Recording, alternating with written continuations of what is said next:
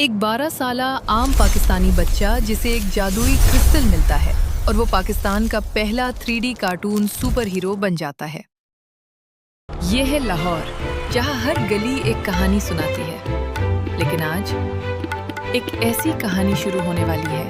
یہ ہے قاسم، 12 سال کا ذہین خوبصورت پاکستانی بچہ، پڑھائی میں اول، دل کا بھی شریک۔ قاسم صرف ہوشیار نہیں گھات، وہ سب سے پہلے نیک دل تھا۔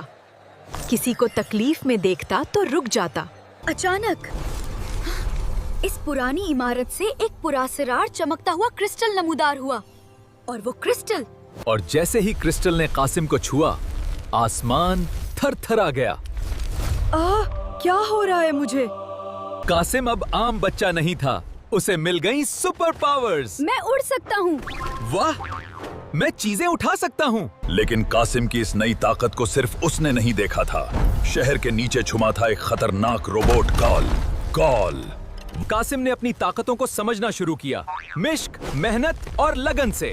ٹھیک ہے، اگر یہ طاقتیں مجھے ملی ہیں تو یقیناً کوئی۔ اور پھر وہ وقت آ گیا، کال نے حملہ کر دیا۔ اس کی ٹائم فریز بیم سے لاہور کے لوگ ایک ایک کر کے پتھر کی طرح جم رہے تھے۔ بچاؤ! قاسم نے اپنے شہر کو خطرے میں دیکھا اور اس کے دل میں ایک ہی بات آئی، یہ میرا شہر ہے، یہ میرے لوگ ہیں، اور میں۔ قاسم نے ایک ایک روبوٹ کو شکست دی، اور جیسے جیسے روبوٹ گرتے گئے، جمے ہوئے لوگ واپس زندہ ہوتے گئے۔ پھر کال خود میدان میں اترا۔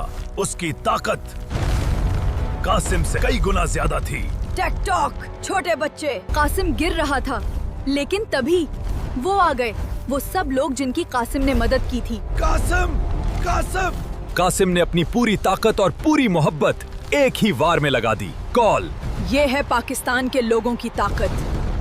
کال کی طاقت ختم ہو گئی، جمے ہوئے سارے لوگ آزاد ہو گئے، اور لاہور ایک بار پھر۔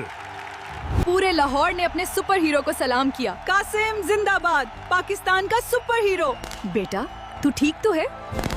اگلے دن قاسم اسکول گیا، اور بالکل عام بچوں کی طرح۔ کوئی نہیں جانتا تھا کہ ان کا کلاس فیلو ان کا سپر ہیرو ہے۔ ظالم کال گیا تھا، لیکن کہانی ابھی ختم نہیں ہوئی تھی، کیونکہ لاہور کے اوپر ایک نئی مصیبت آ رہی تھی۔ وہ ایک عام بچہ تھا جس نے غیر معمولی ہمت کا انتخاب کیا۔